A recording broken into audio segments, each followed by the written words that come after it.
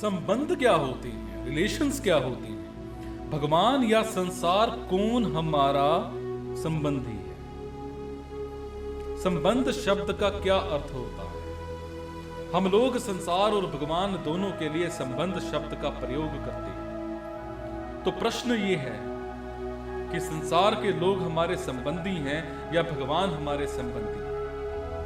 इस प्रश्न के निवारण के लिए सर्वप्रथम संबंध शब्द का क्या अर्थ जानना प्रमुख है। संबंध शब्द में सम उपसर्ग और बंध धातु। सम का अर्थ सम्यक होता है।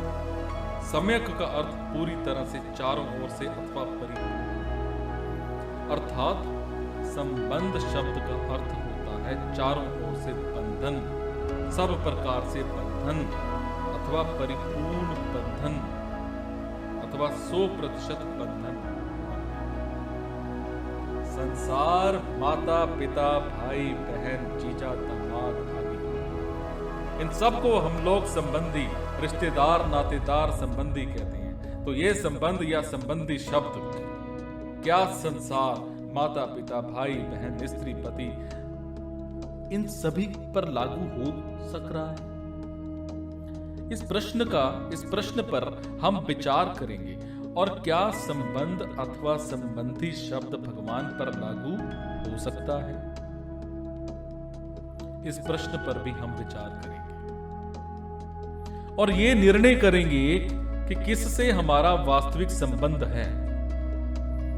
क्या संबंध शब्द संसार, माता पिता स्त्री पति आदि पर प्रयोग हो सकता है? हमारा सबसे बड़ा संबंध माता पिता से होता है। पहला संबंध, पहला माता पिता, माता दूसरा पिता, फिर भाई बहन। पति पत्नी का संबंध तो बहुत दूर का संबंध है, कहां कि वो फिर उसके माता पिता। ये तो केवल इस जन्म के 7 फेरे और उसका नाम पति पत्नी हो गया। हमने ये पति पत्नी का संबंध इस जन्म में बनाया। ये पति पत्नी का संबंध बना बनाया नहीं था। वेद कहता है इस संसार में कोई भी किसी के सुख के लिए कर्म नहीं कर सकता, सोच नहीं सकता। तो क्योंकि सब अपने सुख के लिए कर्म करते हैं, इसलिए सब स्वार्थी है।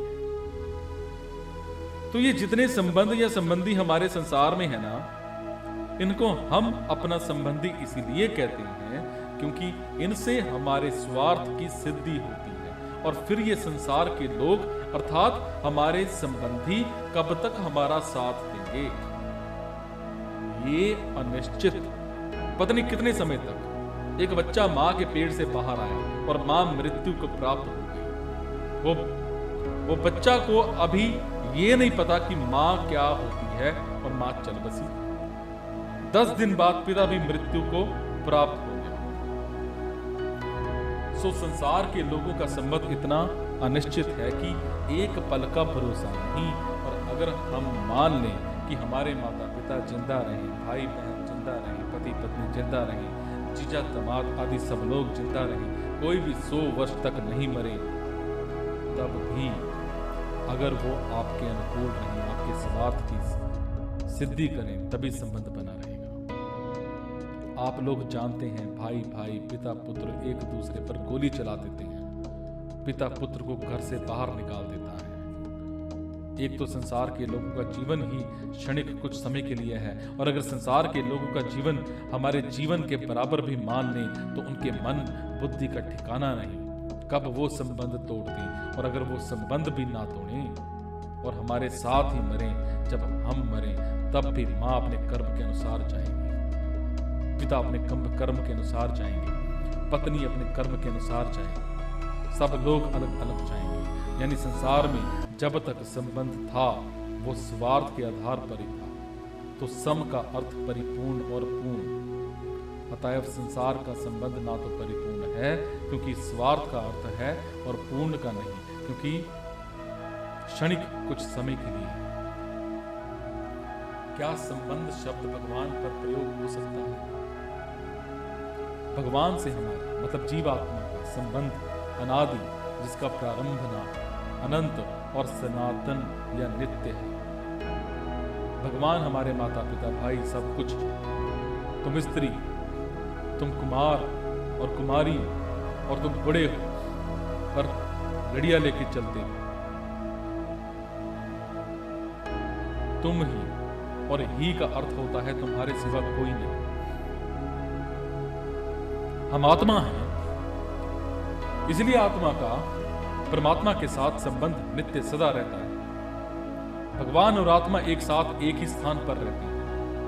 अर्थात अगर हम लोग कुत्ते, बिल्ली, गधे, घोड़े बनेंगे तो भगवान भी साथ जाएंगे। आप लोग जानते हैं, एक तरफ ऐसे नास्तिक लोग जो भगवान को गाली देते हैं और एक तरफ महापुरुष लोग तुलसीदास, मीरा, नानक, प्रहलाद आदि लोग हुए।